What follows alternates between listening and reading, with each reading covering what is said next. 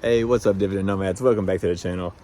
I'm standing here just out for a walk, and I thought I would talk to you guys a little bit about why I don't invest in Yieldmax ETFs anymore and why I think they suck, actually, to be honest with you.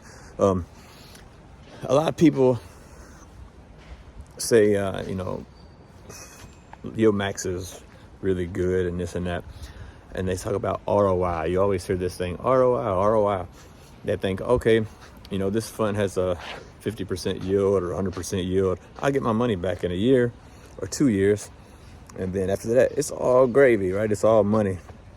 From my own experience, I'm telling you from my own experience, putting my own money to work into Yieldmax ETFs, many different ones, and losing thousands of dollars, that the ROI thing for Yieldmax is a myth, man. I had everybody's favorite one as of lately, Ulti.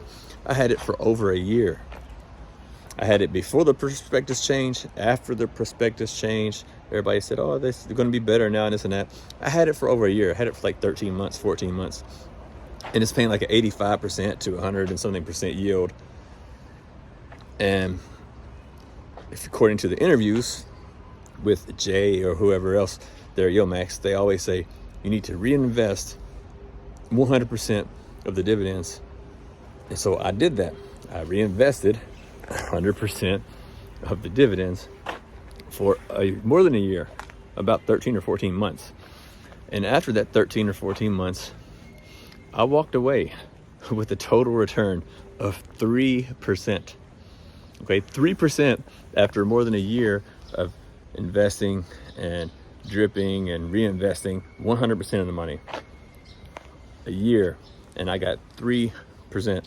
So you can do the math on that. To get ROI, to get 100%, right, 3% a year, it's going to take you roughly 33 years at that rate to get your ROI. So this whole 100% yield thing, I'm gonna get my money back.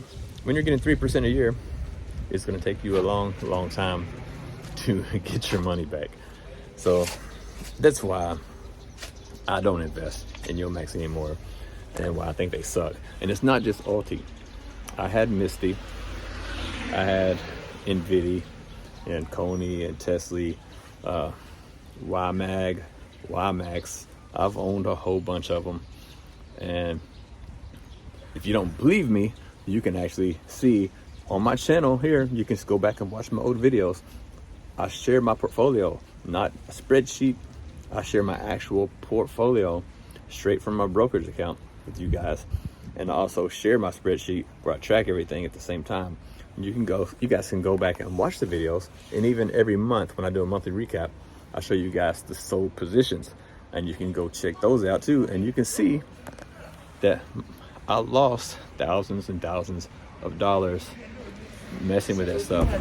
And ever since I moved out of that into other funds, for example, like Roundhill, I moved into their XDPE, which everybody says NAV erosion.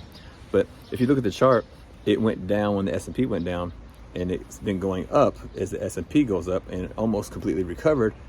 But it didn't recover 100%, but almost completely recovered. But if you compare that to the different Yieldmax funds, they went down when the market was going down. They went down when the market was going up. It's just like they're always going down, which means your dividend gets smaller and smaller and smaller. And you sit here and watch your money disappear slowly. And even if you're reinvesting 100% of the money, you don't get the ROI. You don't get the 100% yield, the 1 year ROI. It doesn't happen because the price went down so much. And then now the 100% yield, instead of paying $1, it's paying what, 8 cents, 9 cents, some crap like that. And it will literally take you 20 or 30 years to get ROI when you're making 3% a year. In my Roth IRA, I put some money into SCHB, which is the broad market. It's the same thing as your VTI. Everybody's heard of VTI. Within 3 months, it's already up 10% after 3 months. But in some like Ulti and all these other Yieldmax funds, a whole year, more than a year, to get 3%, when you can just invest in the overall market and get 10, 12% within a few months or even a year, it's still better than 3% a year. And I know what you're thinking, there's no income. That's why I choose income ETFs, but I choose ones that are based on the market, like XDTE, or you could think of something like a XPay, or something like that. Something that's based on the index is where I have the most of my money, because it follows the index and does what the index does. And anyway, for that, I just want to let you guys know that that's why I don't invest in YieldMax anymore, and why I think it sucks. And I will never promote investing in YieldMax. It's a good idea. I'm not saying I promote other ETFs either. I'm just sharing you guys from my own personal experience, the things that I invested in and the things that I lost a lot of money in, and what works for me. So I suggest you go check out my videos where I do all these reviews and all this stuff, and you can see I don't do reviews like of funds, but I do reviews of how I feel about the fund that I actually put my own hard-earned money in, and the money that I made and the money that I lost and all that. I share that here with 100% transparency, showing you guys my portfolio and how it works out for me as an expat living abroad, and how I use that money to live and things like that. I share all that here. So like and subscribe if you want to see more of that stuff and want to know more about the truth of what it's really like investing in high yield ETFs, especially trash like YieldMax. Anyway, I gotta go. I'll see you guys next time.